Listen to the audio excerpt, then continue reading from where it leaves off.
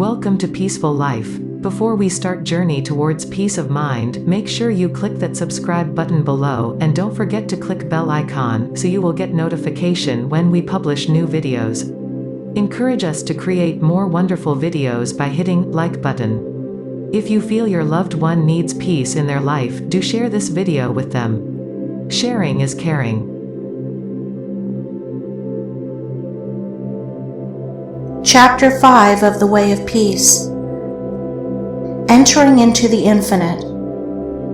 From the beginning of time, man, in spite of his bodily appetites and desires, in the midst of all his clinging to earthly and impermanent things, has ever been intuitively conscious of the limited, transient, and illusionary nature of his material existence, and in his sane and silent moments has tried to reach out into a comprehension of the infinite, and has turned with tearful aspiration toward the restful reality of the eternal heart. While vainly imagining that the pleasures of earth are real and satisfying, pain and sorrow continually remind him of their unreal and unsatisfying nature. Ever striving to believe that complete satisfaction is to be found in material things, he is conscious of an inward and persistent revolt against this belief, which revolt is at once a refutation of his essential mortality and an imperishable proof that only in the immortal, the eternal, the infinite, can he find abiding satisfaction and unbroken peace. And here is the common ground of faith, here the root and spring of all religion, here the soul of brotherhood and the heart of love, that man is essentially and spiritually divine and eternal, and that, immersed in mortality and troubled with unrest, he is ever striving to enter into a consciousness of his real nature.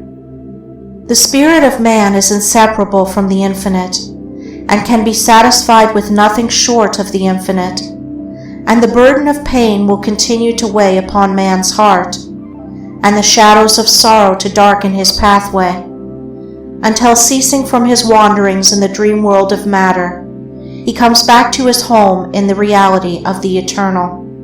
As the smallest drop of water detached from the ocean contains all the qualities of the ocean, so man, detached in consciousness from the infinite, contains within him its likeness, and as the drop of water must, by the law of its nature, ultimately find its way back to the ocean and lose itself in its silent depths, so must man, by the unfailing law of his nature, at last return to his source and lose himself in the great ocean of the infinite. To re-become one with the infinite is the goal of man. To enter into perfect harmony with the eternal law is wisdom, love, and peace. But this divine state is, and must ever be, incomprehensible to the merely personal. Personality, separateness, selfishness are one and the same, and are the antithesis of wisdom and divinity.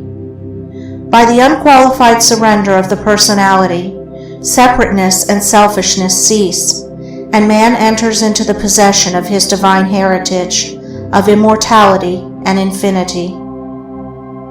Such surrender of the personality is regarded by the worldly and selfish mind as the most grievous of all calamities, the most irreparable loss, yet it is the one supreme and incomparable blessing, the only real and lasting gain.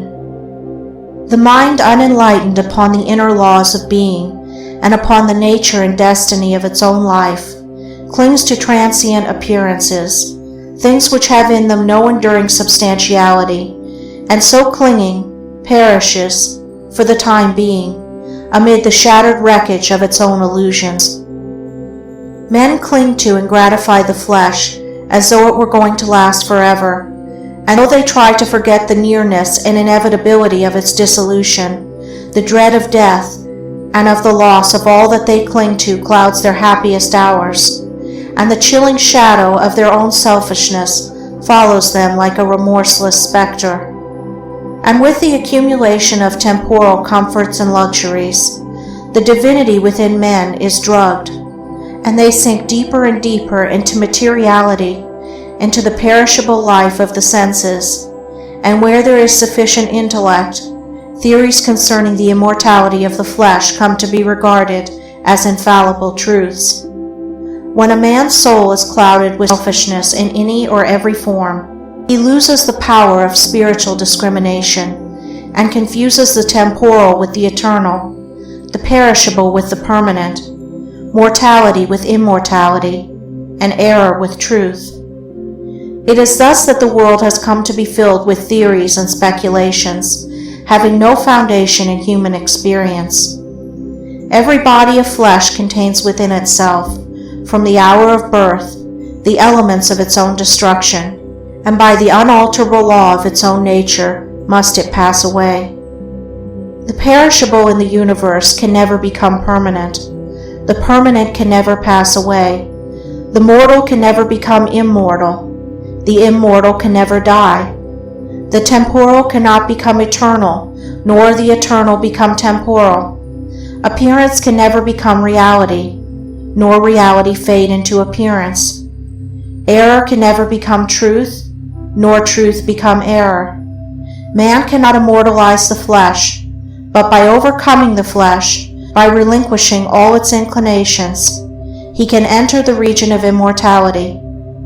God alone hath immortality, and only by realizing the God state of consciousness does man enter into immortality. All nature in its myriad forms of life is changeable, impermanent, unenduring. Only the informing principle of nature endures. Nature is many and is marked by separation. The informing principle is one, as marked by unity.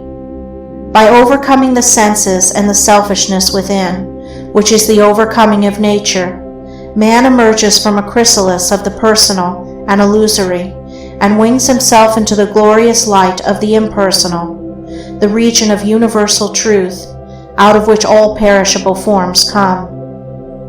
Let men, therefore, practice self-denial. Let them conquer their animal inclinations. Let them refuse to be enslaved by luxury and pleasure.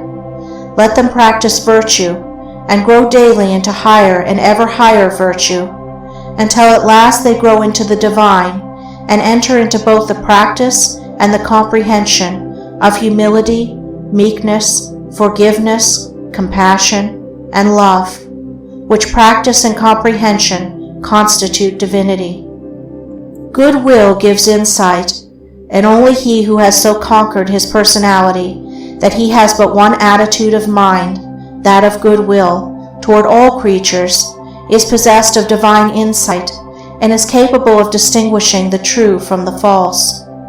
The supremely good man is therefore the wise man, the divine man, the enlightened seer, the knower of the eternal.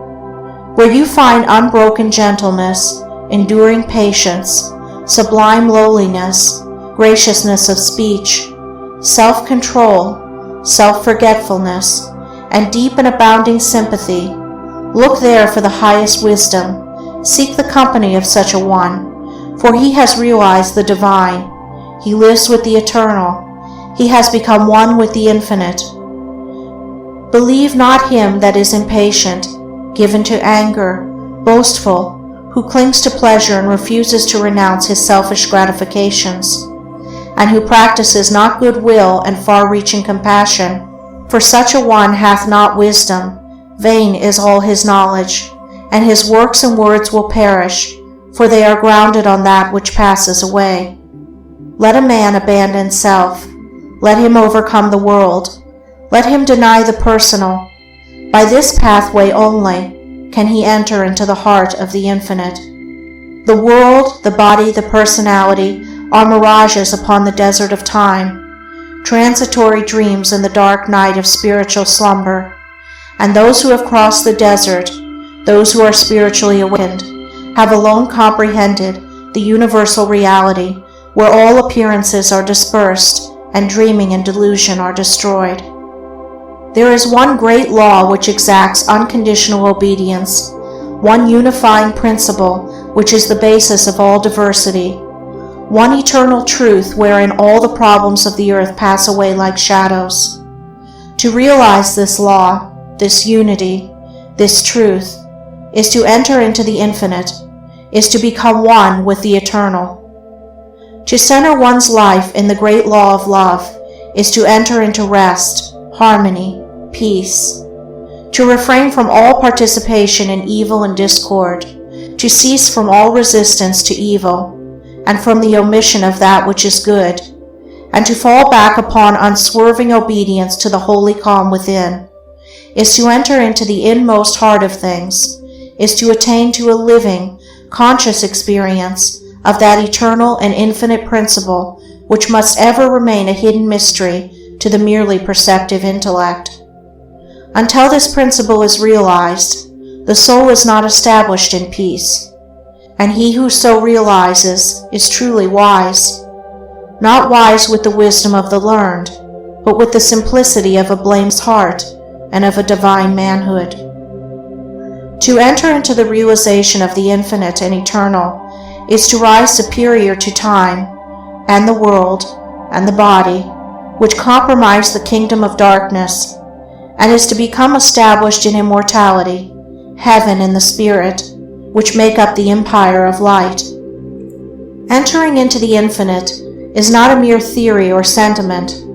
It is a vital experience, which is the result of assiduous practice in inward purification.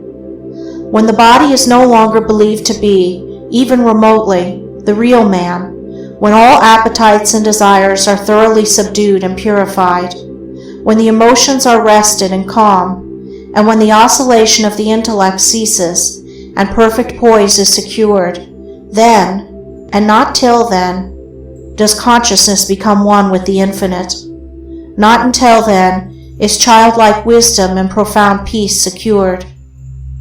Men grow weary and gray over the dark problems of life, and finally pass away and leave them unsolved, because they cannot see their way out of the darkness of the personality, being too much engrossed in its limitations. Seeking to save his personal life, man forfeits the greater impersonal life in truth. Clinging to the perishable, he is shut out from a knowledge of the eternal. By the surrender of self, all difficulties are overcome, and there is no error in the universe, but the fire of inward sacrifice will burn it up like a chaff. No problem, however great, but will disappear like a shadow under the searching light of self-abnegation. Problems exist only in our own self-created illusions, and they vanish away when self is yielded up. Self and error are synonymous. Error is involved in the darkness of unfathomable complexity, but eternal simplicity is the glory of truth. Love of self shuts men out from truth, and seeking their own personal happiness, they lose the deeper, purer, and more abiding bliss. Says Carlyle, "There is in man a higher than love of happiness. He can do without happiness, and instead thereof find blessedness." Love not pleasure, love God.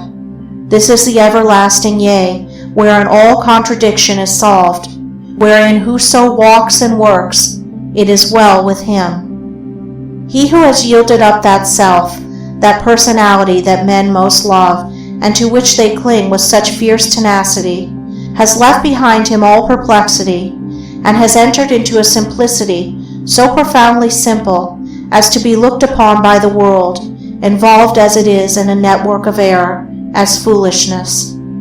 Yet such a one has realized the highest wisdom, and is at rest in the infinite. He accomplishes without striving, and all problems melt before him, for he has entered the region of reality, and deals, not with changing effects, but with the unchanging principles of things. He is enlightened with a wisdom, which is as superior to ratiocination as reason is to animality. Having yielded up his lusts, his errors, his opinions and prejudices, he has entered into possession of the knowledge of God. Having slain the selfish desire for heaven, and along with it the ignorant fear of hell, having relinquished even the love of life itself, he has gained supreme bliss and life eternal, the life which bridges life and death, and knows its own immortality.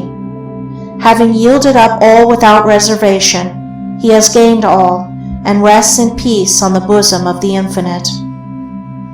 Only he who has become so free from self as to be equally content to be annihilated as to live, or to live as to be annihilated, is fit to enter into the Infinite.